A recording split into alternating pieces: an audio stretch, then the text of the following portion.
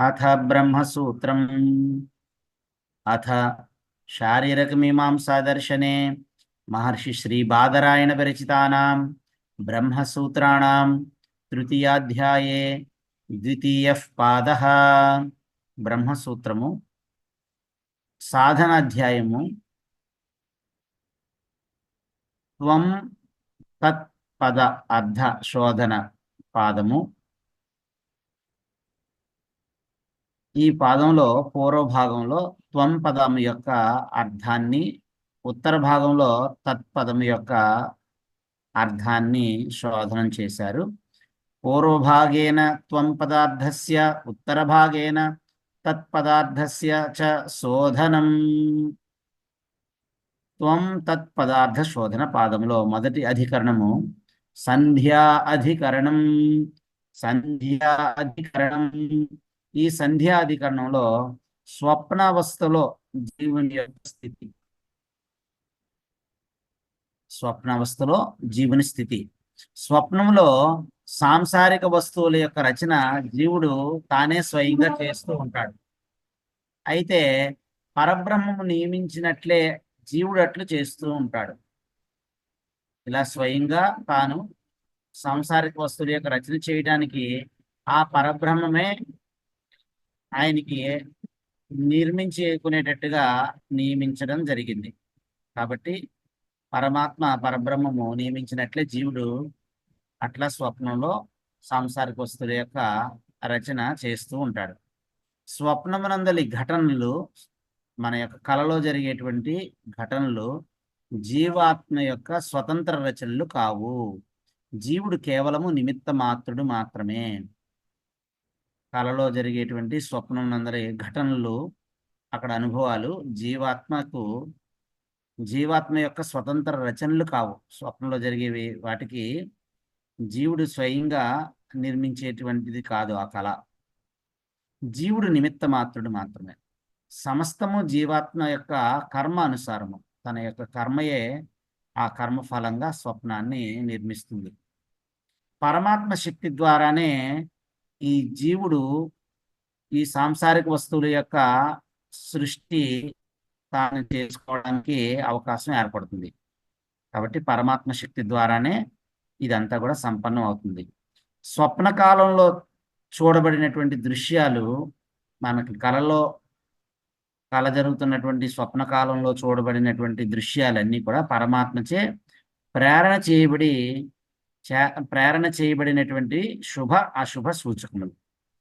కాబట్టి స్వప్నము అనే మాయను జీవాత్మ యొక్క కర్మ అనుసారము పరమాత్మ అనుభవింపచేయుచున్నాడు. కాబట్టి మన జీవులందరూ స్వప్నంలో అనుభవించేటువంటి స్వప్నం అనేటువంటి మాయని జీవాత్మ యొక్క కర్మను అనుసరించి జీవాత్మ యొక్క కర్మానుసారము పరమాత్మయే అనుభవింపచేయుచున్నాడు. మన స్వప్న అనుభవానికి కూడా కారణము పరమాత్మయే. స్వప్న అనుభవానికి కూడా పరమాత్మయే కారణము. ఆ పరమాత్మయే అనుభవింపచేయుచున్నాడు అని మనకి ఈ మొదటి అధికరణంలో సంధ్యా అధికరణంలో, సంధ్య అనంటే ఇటు జాగ్రత్త కాదు, అటు సుషుప్తి కాదు, మధ్యలో ఉండేటువంటి కాలము స్వప్న కాలము, సంధ్యాకాలము, స్వప్నకాలము. అలాంటి అధికరణము సంధ్యా అధికరణము. రెండవ అధికరణము తత్ అభావ అధికరణము. తత్ అభావ అధికరణం. ఈ అధికరణంలో సుషుప్తి అవస్థలో జీవుని యొక్క స్థితిని గురించి విచారణ చేశారు. సుషుప్తి యందు అంటే గాఢ నిద్ర యందు, కళలు లేనటువంటి, కళా మెలకువ లేనటువంటి గాఢ సుషుప్తి యందు జీవి పక్షి తన గూటిలో ఎలా ఉంటుందో అలా ఈ జీవి పక్షి గూడు యందు వలె తన యొక్క ఆత్మ యందు విశ్రమించి సుఖంగా ఉంటాడు. జీవుడు గాఢ సుషుప్తిలో బ్రహ్మభావాన్ని పొందుతాడు. అహరహర్ బ్రహ్మగమయతి. జీవుడు ప్రతిరోజు మన లోపల ఉండేటువంటి హృదయ గుహలోనికి తీసుకొని పోబడి బ్రహ్మభావాన్ని పొంది ఉంటాడు. జీవుడి సుషుప్తిలో బ్రహ్మభావాన్ని పొందుతాడని తత్ అభావ అధికరణంలో వ్యాస భగవానులు తెలియజేశారు. మూడవ అధికరణము కర్మ అనుకృతి శబ్ద విధి అధికరణం. కర్మానుస్మృతి శబ్ద విధి అధికరణం. గాఢ సుషుప్తిలోకి వెళ్ళినటువంటి జీవుని యొక్క బ్రహ్మానుభూతి, అంటే గాఢ సుషుప్తిలోకి వెళ్ళి బ్రహ్మ అనుభూతిని చెందిన జీవుడే మరలా తిరిగి జాగ్రత్త అవస్థలోనికి వస్తున్నాడు. ఏ జీవుడైతే గాఢ నిద్రలోనికి వెళ్ళి అక్కడ బ్రహ్మానుభూతిని చెందుతున్నాడో ఆ జీవుడే మరలా తిరిగి మెలకువలోనికి జాగ్రత్త అవస్థలోనికి వస్తున్నాడు. సుషుప్తి అవస్థలో బ్రహ్మంతో ఏకీభవించి మరలా ఆ సుషుప్తి అవస్థ నుంచే మేలుకుంటున్నాడు ఈ జీవుడు అని కర్మ అనుస్మృతి శబ్ద విధి అధికరణంలో వ్యాస భగవానులు తెలియజేస్తున్నారు. 4వ అధికరణము ముగ్ధే అర్ధ సంపత్తి అధికరణం. ముగ్ధే అర్ధ సంపత్తి అధికరణం. ఈ అధికరణంలో మూర్ఛ యొక్క స్వరూపాన్ని విచారణ చేశారు. మూర్ఛపోవటము, అపస్మారక స్థితికి వెళ్ళటము అని అంటాం కదా, ఆ మూర్ఛ యొక్క స్వరూపాన్ని ఇక్కడ విచారణ చేశారు. ముగ్ధావస్థ అర్ధ సుషుప్తి అవస్థ. ముగ్ధావస్థ అనేది అర్ధ సుషుప్తి అవస్థ, అది పూర్తిగా సుషుప్తి అవస్థ కాదు. సుషుప్తిలో వలె సుఖం ఉండదు. సుషుప్తిలో గాఢ సుషుప్తిలో పూర్ణ సుఖం ఉంటుంది, కానీ ఈ ముగ్ధావస్థలో సుషుప్తిలో వలె సుఖం ఉండదు, కానీ అజ్ఞానం ఉంటుంది. ఏమీ తెలియని తను ఎలా అయితే మన గాఢ నిద్రలో మనకి ఏమీ తెలియటం లేదో, నాకేమీ తెలియలేదు, నాకేం తెలియదు అని అంటున్నామో, అలాగే ఈ ముగ్ధావస్థలో కూడా అజ్ఞానం ఉంటుంది. ముగ్ధావస్థలో బ్రహ్మ అనుభూతి ఉండదు. ముగ్ధావస్థలో ఆ బ్రహ్మానుభూతి ఉండదు అని ముగ్ధే అర్థ సంపత్తి అధికరణంలో వ్యాస భగవానులు చెప్తున్నారు. 5వ అధికరణము ఉభయలింగ అధికరణం. ఉభయలింగ అధికరణం. పరబ్రహ్మము సాకారము నిరాకారము అనే 2 లక్షణములు కలిగి 2 స్వరూపముల్లో, అంటే సాకార స్వరూపంలో నిరాకార స్వరూపంలో సంపన్నమైనది అని చెప్పబడినను పరమాత్మలో భేదము లేదు. సాకారంగా చెప్పినా ఏమాత్రం పరమాత్మలో భేదం లేదు, నిరాకారంగా చెప్పినా పరమాత్మలో ఏ విధమైనటువంటి భేదము లేదు. ఉపాసన కోసము సగుణ రూపాన్ని చెప్పబడినా కూడా పరబ్రహ్మము నిరాకారము. పరబ్రహ్మము నిర్గుణ నిరాకారము, పరబ్రహ్మము ఏకము. కేవలం ఉపాసన సౌలభ్యం కోసము సాకారముగా చెప్పారు. పరమాత్మ జీవాత్మ సూర్యుడు ప్రతిబింబం వలె ఒకటి అయినా 2 అనిపిస్తారు. ఎలా అయితే పరమాత్మ జీవాత్మ సూర్యుడి యొక్క ప్రతిబింబము దేనిలో అయినా ఒక పాత్రలో లేదా అద్దంలో ప్రతిబింబించినప్పుడు ఎలా అయితే వేరుగా కనిపిస్తాడో, అలా పరమాత్మ జీవాత్మ సూర్యుడు ప్రతిబింబం వలె ఒకటే అయినప్పటికీ, బింబము ప్రతిబింబము అనేది బింబమే అయినప్పటికీ, జీవాత్మ పరమాత్మే అయినప్పటికీ 2గా అనిపిస్తారు, అనిపించడం చేత కనిపిస్తారు. పరబ్రహ్మము విభాగరహితము. పరబ్రహ్మమును మనము విభాగించి వేరుగా చేయడం సాధ్యం కాదు. పరబ్రహ్మం విభాగరహితము, పరబ్రహ్మము అవిభక్తము. విభక్తము వేరు చేయడం కుదరదు. పరబ్రహ్మము నిరాకారము అయినను సమస్త భూతములలో ప్రాణులతో ఉపాధులతో వేరు వేరు అని అనిపిస్తుంది, అనిపించడం చేత కనిపిస్తుంది. ఉపాధుల యొక్క గుణదోషములు పరబ్రహ్మమునకు అంటవు. బ్రహ్మము దోషరహితమైనది, పరబ్రహ్మము అపరిచ్ఛిన్నము, పరబ్రహ్మము ఏకము అని మనకి ఈ అధికరణంలో వ్యాస భగవానులు చెప్పారు.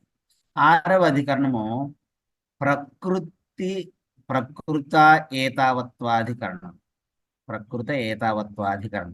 ప్రకృత ఏతావత్వాధికరణం. ప్రకృత ఏతావత్వాధికరణం. ఈ అధికరణంలో నేతి నేతి, ఇది కాదు ఇది కాదు అని అన్ని నిషేధించబడిన తరువాత ఏది ఉన్నదో ఆ ఉన్నది అని ఉపదేశించబడినటువంటి బ్రహ్మము కంటే అన్యమైనది వేరొకటి లేదు. బ్రహ్మం ఒక్కటే ఉన్న వస్తువు. పారిశేష్య న్యాయం చేత పరబ్రహ్మం ఒక్కటే సర్వకాల సర్వావస్థల్లోనూ ఉన్నటువంటి వస్తువు. పరబ్రహ్మము ఇంద్రియ అతీతము, ఇంద్రియములకు అతీతమైనటువంటిది పరబ్రహ్మము. చక్షురాదులకు లేదా జ్ఞానేంద్రియాలకు ఇంద్రియాలకు అతీతమైన అయినను యోగులు అనన్య ధ్యానంలో బ్రహ్మమును దర్శించగలరు. నేను బ్రహ్మము కన్నా భిన్నము కాదు, నేను జీవించియే ఉన్నానని నాకు ఎలా తెలుస్తుందో, చీకట్లో కూర్చున్న నా కంటికి ఏ రూపము కనబడకపోయినా నేను నా యొక్క అస్తిత్వాన్ని ఎలా అయితే ఎరుగుతున్నానో తెలుసుకోగలుగుతున్నానో, అలా అతీతమైనటువంటి యోగులు యోగులు అనన్య ధ్యానంలో నేను పరమాత్మ కన్నా వేరు కాదు అనేటువంటి ధ్యానంలో బ్రహ్మమునకు అభిన్నముగా దర్శించగలరు. ఉపాధుల్లో భేదమున్నను పరమాత్ముడికి భేదము లేదు. భేదముగా అనిపించినా కనిపించిన అభేదము పరబ్రహ్మ తత్వము. ఉపాధి నివృత్తి కాగానే, అజ్ఞానము నశించగానే జీవాత్మ పరమాత్మ కన్నా భిన్నము అనే పరమాత్మ జీవాత్మ అజ్ఞానం నశించగానే జీవాత్మ పరమాత్మ కన్నా అభిన్నము, పరమాత్మకు అభిన్నము అనే బ్రహ్మతత్వమునందు అందుతుంది. లేని ఉపాధుల యొక్క భ్రమ తొలగిపోగానే ఉన్న బ్రహ్మమే అనుభవం అవుతుంది. రెండుగా అనిపించినా, రెండుగా కనిపించినా రెండు ఒక్కటే. జీవుడు పరమాత్మయే, పరబ్రహ్మముయే. అభేదము యథార్థము, అభిన్నము యథార్థము, అనన్యము యథార్థము. భేదము కల్పన మాత్రమే, అన్యము కల్పన మాత్రమే. భేదము కల్పన మాత్రమే, భిన్నము కల్పన మాత్రమే. నిరాకారమైన బ్రహ్మము సాకారంగా కనిపించిన, ప్రపంచంగా అనిపించిన యథార్థమునకు అదంతా నిరాకారమే. నేతి నేతి అనేటువంటి వాక్యము బ్రహ్మమును నిషేధించడం లేదు.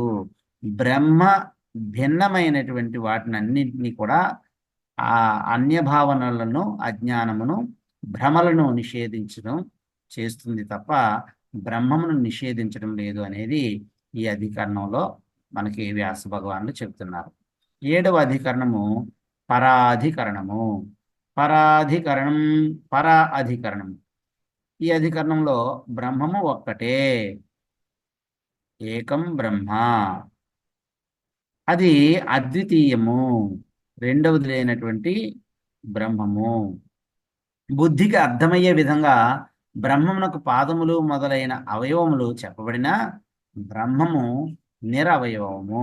కేవలం మనకు అర్థం కావడానికి మాత్రమే పాదములుగా చెప్పబడింది తప్ప పరబ్రహ్మము నిరవయవము. పరబ్రహ్మము అద్వితీయము, రెండవది లేనటువంటి ఏకము, సజాతీయ విజాతీయ స్వగత భేద రహితము. సర్వగతము, పరబ్రహ్మము సర్వగతము, పరబ్రహ్మము అద్వితీయము.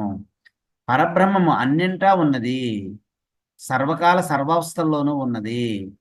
కాబట్టి పరబ్రహ్మము ఎప్పుడూ ఉండేటువంటి సచ్చిత్ ఆనంద వ్యాపక అద్వైత స్వరూపము అని పరాధికరణంలో వ్యాస భగవాను తెలియజేశారు.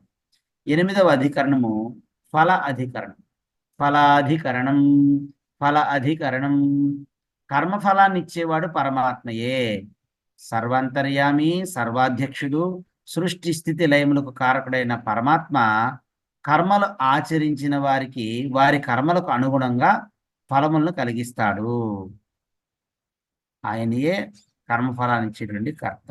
ఆ కర్త యొక్క ఆజ్ఞతోనే జీవులకు ఆయా కర్మలకు ఫలాలని ఇస్తాడు.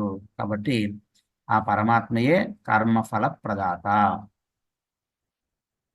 కర్మలు చేయించడానికి ప్రేరణ కలిగించేవాడు, ఆ కర్మఫలములు ఇచ్చేవాడు ఆ పరమాత్మయే, పరబ్రహ్మముయే అని ఫలాధికరణంలో మనకి వ్యాస భగవానులు మనకి స్పష్టంగా చెప్పారు. సంపూర్ణమైనది. హరి ఓం తత్సత్.